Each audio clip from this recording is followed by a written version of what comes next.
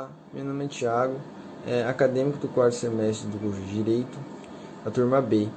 Juntamente com Evelyn, Samela, Roselaine e Marielle, iremos explanar um pouco sobre a amicus curiae. O amicus curiae é uma modalidade de intervenção de terceiros, que gradativamente tem ganhado um espaço na jurisprudência e na doutrina nacional. E a falta que expressa essa previsão e regulamentação em lei, seu exame torna ainda mais importante e interessante. O amicus curiae é um terceiro intervente. Assim, para essa figura, também se aplica a clássica distinção entre partes e terceiros, de inspiração schelvingiana. Parte é quem pede em face de quem se pede. Terceiros por exclusão, todos os outros variando sua qualidade de atuação no plano do processo, consoante seja mais ou menos intenso o seu interesse jurídico de intervenção. A afirmação de que o amicus curiae é um terceiro, contudo, não o torna ao contrário do que se lê em boa parte da doutrina que se manifestou sobre o assunto. Não é um assistente, nem tampouco um assistente sui generis. É que a razão pela qual o amicus curiae intervém em um lado do processo alheio não guarda nenhuma relação com o que justifica perante a lei processual civil. O ingresso do assistente, seja na forma simples ou litisconstitucional. O que seja a intervenção desse terceiro no processo é a circunstância de ser ele, desde o plano material, legítimo portador de um interesse institucional. Assim entendido, aquele interesse que ultrapassa as esferas jurídicas de um indivíduo, e que por isso mesmo é interesse meta-individual, típico de uma sociedade pluralista e democrática, que é titularizado por grupos ou por segmentos sociais mais ou menos bem definidos. O amicus curiae não atua assim em prol de um direito de alguém. Ele atua em prol de um interesse que pode até mesmo não ser titularizado por ninguém, embora seja compartilhado difusa ou coletivamente por um grupo de pessoas, e que tende a ser afetado pelo que vier a ser decidido no processo.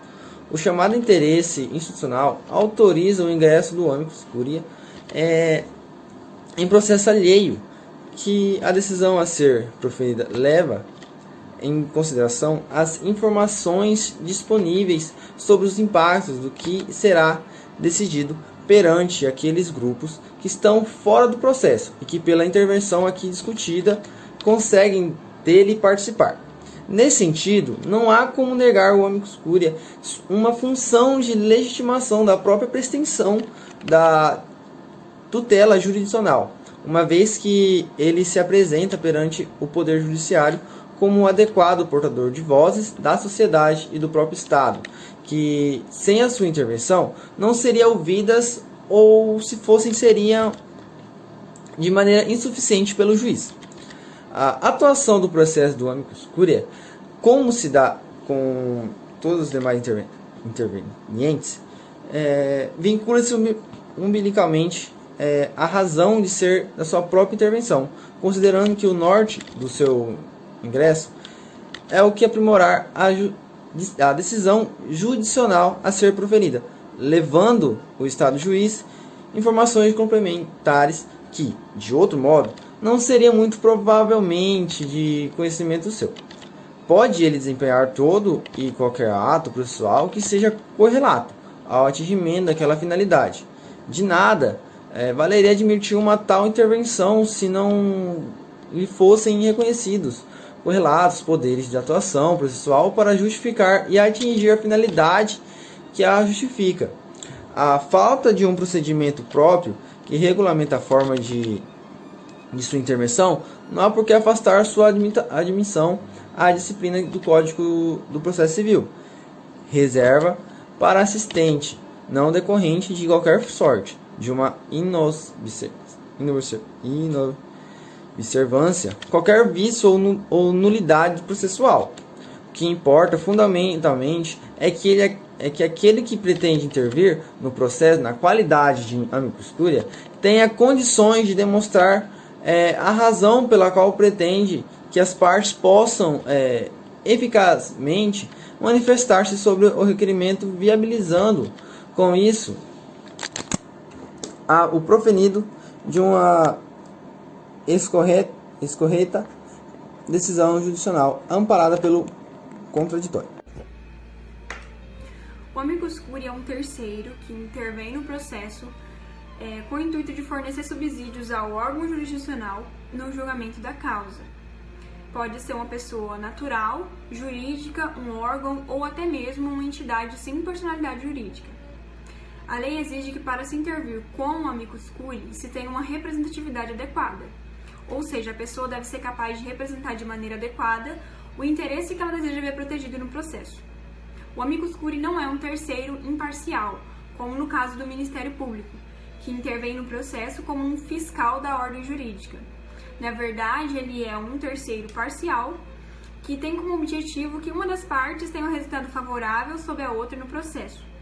E para isso ela vai fornecer elementos que se destinem a alcançar esse resultado positivo para uma das partes. A intervenção ela pode ser voluntária, como o nosso artigo 138 do nosso novo Código de Processo Civil garante, né? Que a pessoa que deseja se manifestar no processo com o amicus curiae, ela pode requerer a sua entrada ali no processo, né? E ela também pode ser de maneira forçada, que é quando ela é exigida por uma das partes, ou pelo juiz, ou pelo relator. O amicus curiae, ele nada mais é que mais uma dos diversos instrumentos que são regulamentados pelo novo Código de Processo Civil. E nada mais é que mais uma dos diversos instrumentos que são regulamentados pelo novo Código de Processo Civil, que tem como intuito, ele visa buscar a democratização do processo judicial, né? Porque a gente não pode mais conviver com um processo civil autoritário, que a gente, na maioria das vezes, vê que aparentemente o resultado ele só interessa para o juiz. E não é assim, né? A gente tem que buscar a gente tem que buscar que tanto o juiz quanto as partes, elas trabalhem junto de uma maneira cooperativa para buscar o resultado final desse processo, que atenda, que seja capaz, né, de atuar aí no ordenamento jurídico como um mecanismo de realização e também de preservação dos nossos direitos que são assegurados pela Constituição da República. Boa noite, me chamo Evelyn e darei continuidade ao nosso tema, amicus curiae. O meu subtítulo é trabalhar com vocês a diferença entre amicus curiae e o assistente. Nós sabemos que o amicus curiae ele pode ser pessoa natural, pessoa jurídica, órgão ou entidade especializada. O amicus curiae ele pode apresentar em juízo declarações de ciência ou de vontade, argumentos fáticos, argumentos técnicos, argumentos jurídicos, inclusive questões de mérito ou processuais. A partir de agora, vamos traçar a semelhança e a divergência existentes entre ele, começando com a semelhança. Ambas são formadas de intervenção de terceiro. Antes de admitir a intervenção, o juiz deve ouvir as partes do processo. As intervenções cabem em qualquer procedimento e em todos os graus de jurisdição. Incidem os deveres previstos no artigo 77 do Código de Processo Civil 2015, com a mera manifestação dos intervenientes, independentemente de terem sido formalmente admitidos pelo juiz. E ambas as figuras respondem em nome próprio por eventual má-fé processual. Como principais diferenças entre os institutos em questão, destaca-se: apenas o assistente simples tem interesse jurídico no desfecho de demanda.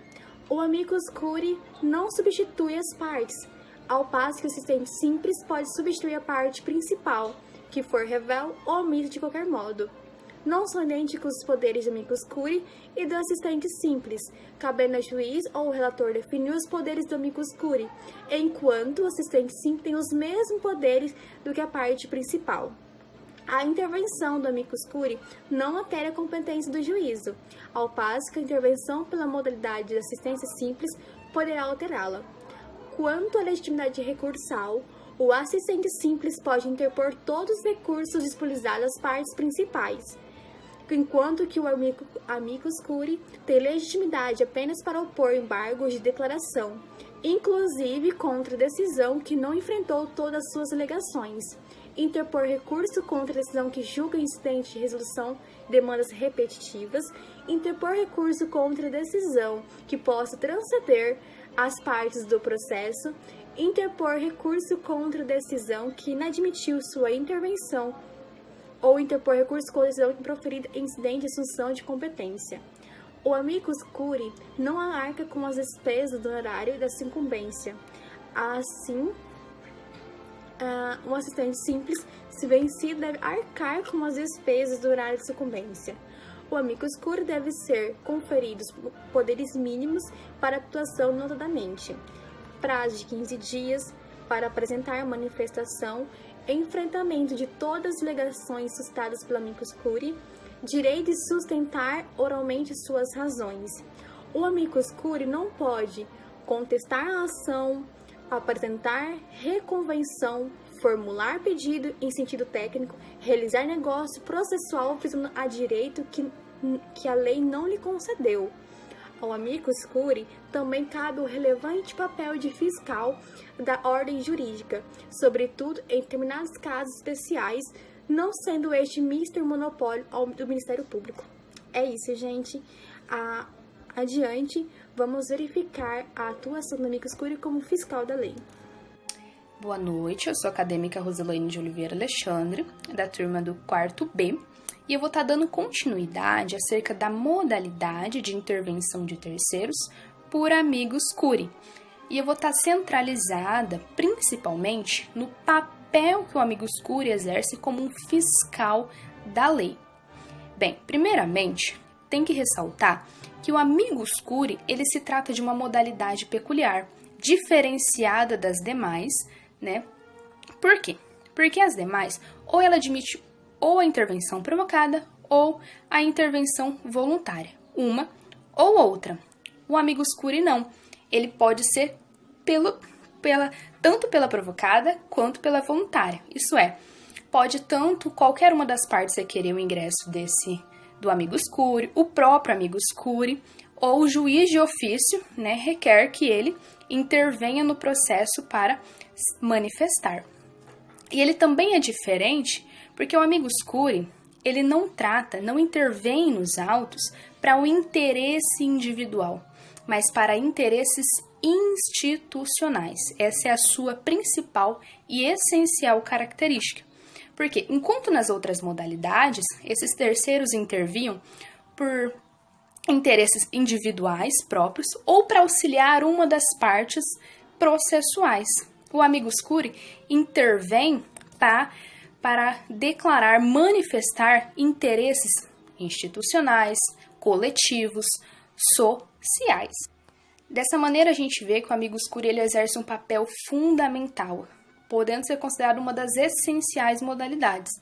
Porque o que acontece? Muitas vezes, o juiz ele fica restrito apenas ao pedido inicial, à manifestação, né, dessas partes no processo, e muitas vezes a decisão que ele toma não fica só restrito, não gera efeitos apenas entre essas partes, mas acaba prejudicando outros grupos sociais, outros órgãos. E o amicus curiae ele intervém de forma a auxiliar o juiz na tomada dessa decisão, para que essa decisão não gere efeitos, vamos dizer, maléficos, né, para outros grupos, para outras entidades.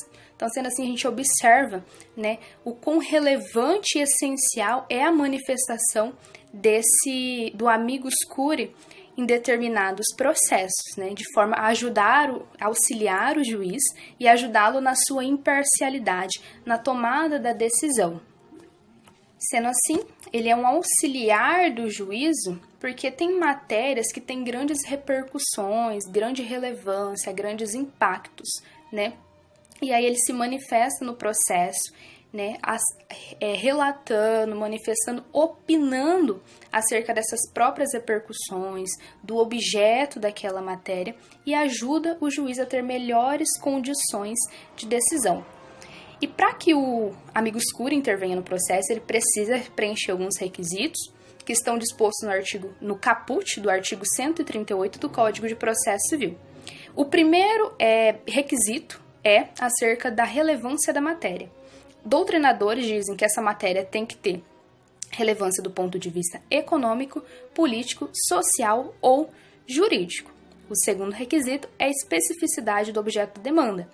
Isso significa que o objeto da demanda ele precisa de conhecimentos mais aprofundados, conhecimentos mais específicos, o que remete que esse terceiro amicus curiae ele entenda acerca dessa temática. E o terceiro e último requisito é a repercussão social da controvérsia.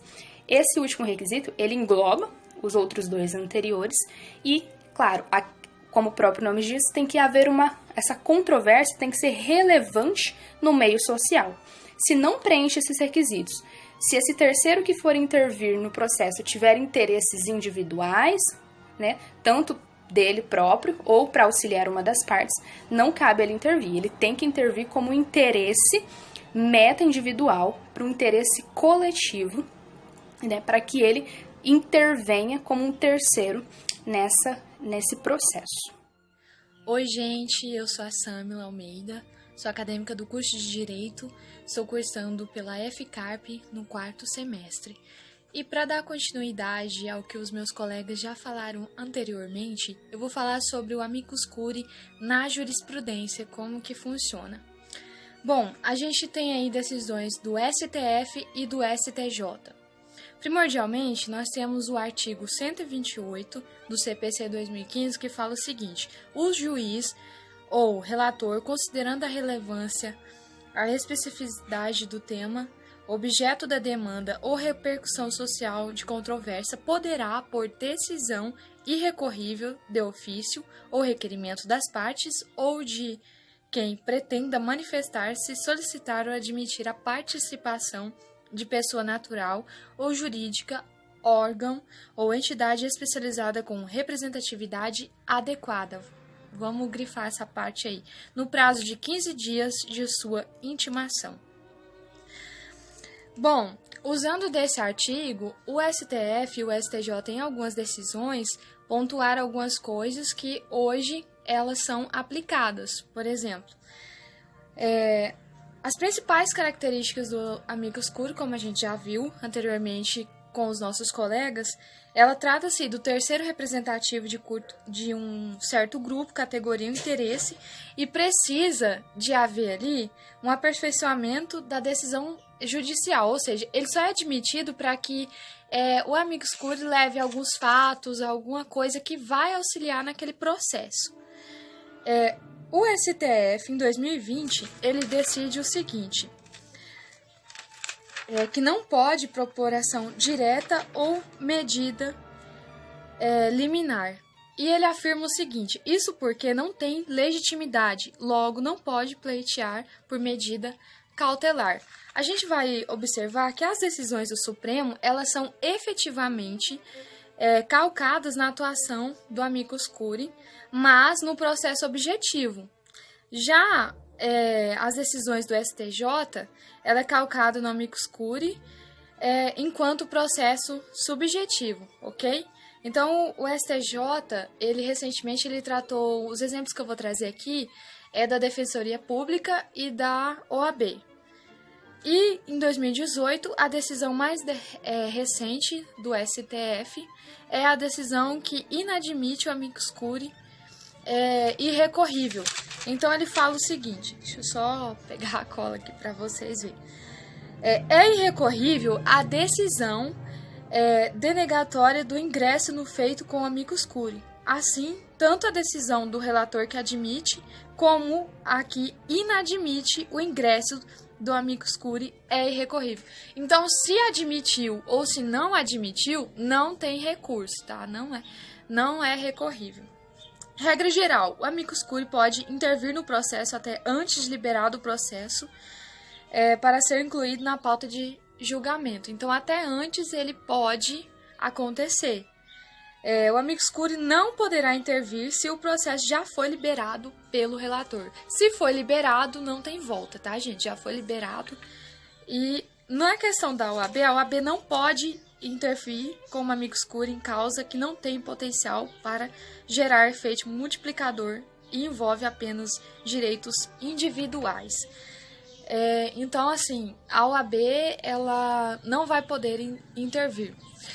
Essa foi a minha explicação de uma forma bem sucinta. Espero que vocês tenham entendido e foi um prazer participar desse trabalho. Muito obrigada a todos e ótimos estudos.